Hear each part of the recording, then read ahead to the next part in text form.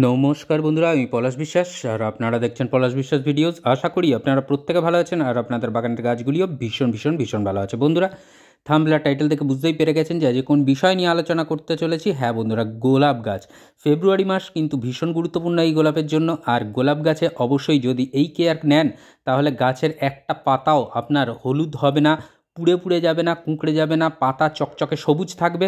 তার সাথে আসবে অসংখ্য কুঁড়ি এবং তার সাথে আসবে অজস্র ব্যাসাল শুট বা প্রচুর পরিমাণে ডাল বেরিয়ে গাছটা কিন্তু যথেষ্ট বুশি হবে, ঝোপালো হবে। আর যত বেশি গাছ ঝোপালো হবে তত বেশি সংখ্যায় আসবে কিন্তু কুঁড়ি এবং ফুল।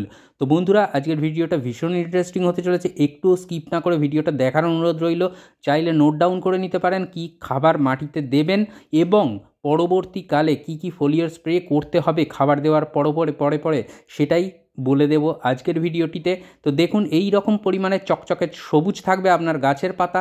একটা পাতার মধ্যেও কোনো কোঁকড়ানো থাকবে না, পোকা থাকবে না, দাগ থাকবে না, সম্পূর্ণ সুস্থ থাকবে আপনার গোলাপ গাছ। আজকে যে কেয়ারটা দেখাবো সেই মতন যদি আপনি মেনে চলতে পারেন তাহলে গোলাপ গাছ নিয়ে কোনো সমস্যাই আপনার থাকবে না।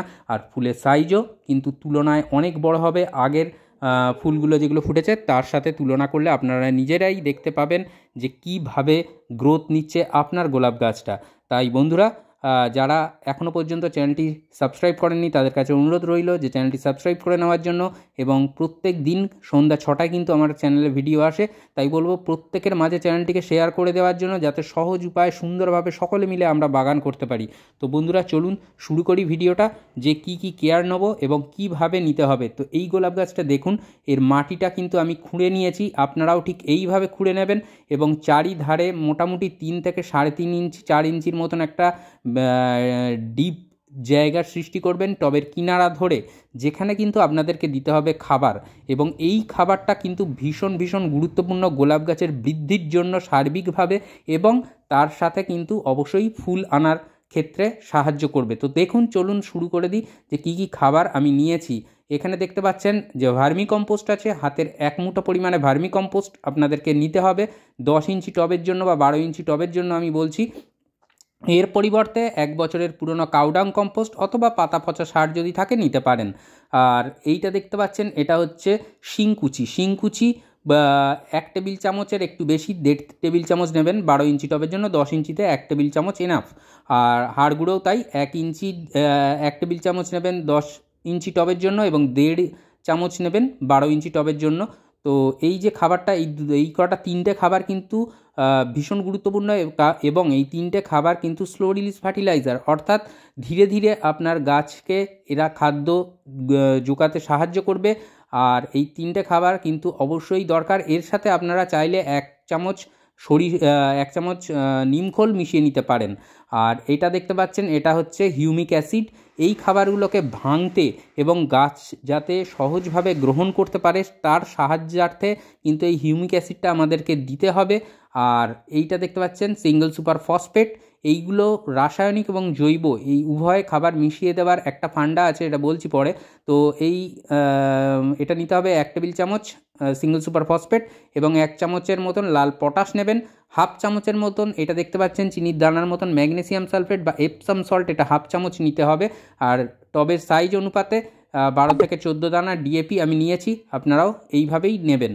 তো এই যে রাসায়নিক এবং জৈব উভয় খাবার একত্রে মিশিয়ে দেওয়ার কারণটা হচ্ছে যে, আর এই খাবারটা দিতে হবে 15 দিনের ব্যবধানে, কারণ জৈব খাবার ধীরে ধীরে মাটির সাথে মেশে এবং সেটা ডিকম্পোস্ট হতে সময় নেয়, কিন্তু রাসায়নিক খাবার দ্রুত মিশে যায় এবং গাছ দ্রুত খাদ্য গ্রহণ করতে পারে। তাই গাছের যাতে না খাবারের অভাব হয় কখনো টবের মাটিতে, তাই সেই কারণেই কিন্তু এইভাবে মিশিয়ে দেওয়া। আবার যখন 15 দিন পরে এই একই খাবার দেবেন ততদিনে কিন্তু যথেষ্ট পরিমাণে ডিকম্পোস্ট হয়ে যাবে জৈব খাবারগুলো। আবার যে নতুন খাবার দেবেন সেটা কিন্তু ডিকম্পোস্ট হওয়া শুরু হবে, ততক্ষণে কিন্তু গাছের জন্য এই 15 দিন আগে দেওয়া খাবারটা, জৈব খাবারটা রেডি হয়ে যাবে। তো এই কারণেই বন্ধুরা, যে খাবারটাকে এইভাবে দিতে বলি 15 দিনের ব্যবধানে, এই খাবার আপনাদেরকে দিতে হবে। এবং খাদ্য উপাদানগুলো যাতে প্রত্যেকের সাথে খুব ভালো করে মিশে যায়, সেই কারণে কিন্তু খুব ভালোভাবে মিক্সড করে নিতে হবে প্রত্যেকটা খাবারকে, যাতে গাছের মাটিতে যখন আপনারা দেবেন সব কটা খাদ্য উপাদান যাতে গাছ চারিধার থেকে গ্রহণ করতে পারে, সেই কারণে কিন্তু এই ব্যবস্থাপনাটা আপনাদেরকে করতে হবে। এরপরে খাবার দিয়ে দিলেন, মাটি চাপা পড়ে গেল, মাটি চাপা দিয়ে দেবেন খাবারের দেওয়ার পরে, মাটি চাপা দিয়ে জল দিয়ে দেবেন ভরপুর, দুদিন আর জল দেবেন না, তারপর থেকে রেগুলার যেভাবে জল দেন সেইভাবে জল দেবেন। হালকা ময়েশ্চার থাকবে মাটি, একেবারে যেন কাদা জ্যাবজ্যাবে না হয়। সেটা বুঝবেন কিভাবে? 2 ইঞ্চি টবের টপ সয়েল যখন শুকাবে তখনই বুঝতে পারবেন যে আপনার গাছের জলের প্রয়োজন, এবং সেই সময় পরিমিত জল দেবেন, ভরপুর জল খবরদার দেবেন না, কারণ টবের নিচের দিকের মাটি কিন্তু তখনও ভিজে থাকে। তো সেই জন্য বলছি। আর গোলাপ গাছ কিন্তু কখনোই বেশি জল পছন্দ করে না, একটা হালকার ময়েশ্চার মেনটেন করতে হবে মাটির মধ্যে, যেহেতু আমরা মাটিতে কাজ করছি সেই কারণে এই ব্যবস্থাপনাটা আমাদেরকে কিন্তু করতে হবে। টবের মাটিতে খাবার দেওয়া হলো, 15 দিনের ব্যবধানে এই খাবারটা দেবেন, এটা বোঝা গেল। এরপরে এই যে খাবারটা প্রথমবার আমরা দিলাম, এই খাবারটা দেওয়ার পরে আমাদেরকে কিন্তু একটা ফোলিয়ার স্প্রে করতে হবে গাছে। সেটা হচ্ছে ম্যাগনেসিয়াম সালফেট নেবেন হাফ টেবিল চামচ নেবেন হিউমিক অ্যাসিড। এই দুটো ভালো করে জলের সাথে 1 লিটার জলে মেশাবেন, মিশিয়ে ওয়াটার সলিউবল আরামসে মিশে যাবে। মিশে যাওয়ার পরে আপনাদেরকে গাছের পাতায় কিন্তু ফোলিয়ার স্প্রে করতে হবে। এটা দিতে পারেন টবের মাটিতে যে খাবারটা দিলাম তার 2 দিন বাদে আপনারা কিন্তু এই স্প্রেটা গাছে করে দিতে পারেন। আর এছাড়া নিম অয়েলের ব্যবহারটা করতে হবে কিন্তু সপ্তাহে 1 বার করে। এইটাকে একেবারে বন্ধ করা যাবে না, কারণ পোকামাকড় যদি না থাকে গাছ কিন্তু এই যে খাবার যেগুলো বলবো সেই খাবারের ফলে গাছ কিন্তু যথেষ্ট গ্রোথ নেবে, কিন্তু যদি পোকামাকড়ের আক্রমণ ঘটে তাহলে কিন্তু গাছ নষ্ট হয়ে যেতে পারে। সেই জন্য নিম অয়েলটা ব্যবহার করতে থাকবেন, পোকামাকড় সচরাচর আসে না নিম অয়েলের সঠিক ব্যবহারের ফলে। তো এছাড়াও আপনাদেরকে কীটনাশক কিন্তু ব্যবহার করতেই হবে, তাতে গোলাপ গাছে কীটপতঙ্গ থাকুক বা না থাকুক, এই কীটনাশকের ব্যবহার কিন্তু করে যেতে হবে। কি কীটনাশক ব্যবহার করবেন? সপ্তাহে না হলেও 10 দিন অন্তর করতে হবে। সেটা হচ্ছে প্রথমে আপনারা সুপার সোনাটা দিলেন, সুপার সোনাটা দেওয়ার 10 দিন বাদে আপনারা কাকা অথবা ওমাইট, এই দুটোর ভেতরে যে কোনো একটা কীটনাশক আপনারা প্রয়োগ করলেন। আবার 10 দিন বাদে আপনারা কিন্তু সুপার সোনাটা দিতে পারেন। সুপার সোনাটার একটা ভালো ফান্ডা হচ্ছে, সেটা হচ্ছে সুপার সোনাটার মধ্যে একদিকে যেমন কীটনাশকের গুণ রয়েছে, তেমন কিন্তু অপরদিকে প্ল্যান্ট গ্রোথেরও কাজ করে, অর্থাৎ পিজিআর যেটা সেটার কাজ করবে, যার ফলে কিন্তু গাছের মধ্যে নতুন নতুন শ্যুট আসার অনেক সম্ভাবনা থাকবে এবং প্রচুর পরিমাণে কিন্তু কুঁড়ি আপনারা গাছে পাবেন। আর কীটনাশক প্রয়োগ কিন্তু অবশ্যই সন্ধ্যাবেলা করবেন। আর তারপরে আরেকটা জিনিস যেটা করে যেতে হবে সেটা হচ্ছে যখনই দেখবেন কুঁড়ি আসছে তখন অনুখাদ্যের ব্যবহারটা কিন্তু আপনাদেরকে করতে হবে। অনুখাদ্য অর্থাৎ মাইক্রোনিউট্রিয়েন্ট, আমরা মাটিতে যেটা দিই তার মধ্যে থেকে গাছ কিন্তু ম্যাক্রোনিউট্রিয়েন্ট হিসাবে সব খাবারগুলো গ্রহণ করে, কিন্তু মাইক্রোনিউট্রিয়েন্ট বা অনুখাদ্যেরও দরকার আছে, যেমন জিঙ্ক বা ম্যাগনেসিয়াম, সালফার, এইগুলো কিন্তু থাকে অনুখাদ্যের মধ্যে বা মাইক্রোনিউট্রিয়েন্টের মধ্যে। এগুলোও কিন্তু ফুল আনতে এবং ফুল ফোটাতে সাহায্য করবে। তো এই গেল ব্যবস্থাপনাটা, এইটা আপনারা মেনটেন করবেন।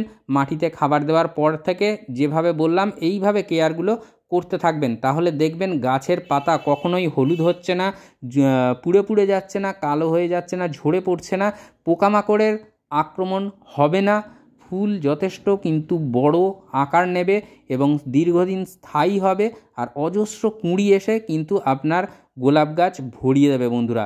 তো এইভাবে কেয়ার করতে থাকুন। আর আমি তো রয়েছি, কোনো ধরনের কোনো সমস্যা হলে অবশ্যই কিন্তু আমাকে কমেন্ট করবেন, কমেন্ট বক্সে জানাবেন, আমি সবার প্রশ্নের সকলের প্রশ্নের উত্তর দিয়ে থাকি। এরপরে যে জিনিসটা করতে হবে আমরা সকলেই সেটা জানি, তো তাও আমি বলে দিচ্ছি, আপনারা কিন্তু সরিষার খোল পচা জলটা সপ্তাহে 1 বার করে ব্যবহার করবেন। সরিষার খোল পচা জল কিন্তু অমৃতসম গোলাপ গাছের জন্য। সেই জন্য বলবো যে গাছের গ্রোথ মেনটেন করতে এবং ভালো গোলাপ গাছ তৈরি করতে আপনাদেরকে কিন্তু এটা করতেই হবে, সরিষার খোল পচা জলটা কিন্তু দিতেই হবে। আর তার পরিবর্তে আপনারা যারা মনে করেন যে গন্ধ হয় যেটাতে সমস্যা, তো আপনারা বাদাম খোলের জলও ইউজ করতে পারেন। সেটা 24 ঘন্টা ভিজিয়ে বাদাম খোলের জলটা ছেঁকে জলের সাথে মিশিয়ে আপনারা গাছের মাটিতে দিতে পারেন।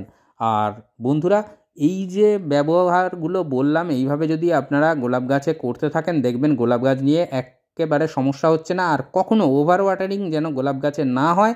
গোলাপ গাছ, আবারও বলছি, কাঁটা জাতীয় গাছ, বেশি জল কিন্তু এরা নিতে পারে না বা এরা পছন্দ করে না। তো আজকের মতো ভিডিওটা এইটুকুনি, আবার আসছি আগামী দিন। নতুন কোনো ভিডিও নিয়ে। ততক্ষণ সকলে সুস্থ থাকুন, ভালো থাকুন, প্রচুর গাছ লাগাতে থাকুন, আর তার সাথে অবশ্যই দেখতে থাকুন পলাশ বিশ্বাস ভিডিওস। নমস্কার বন্ধুরা।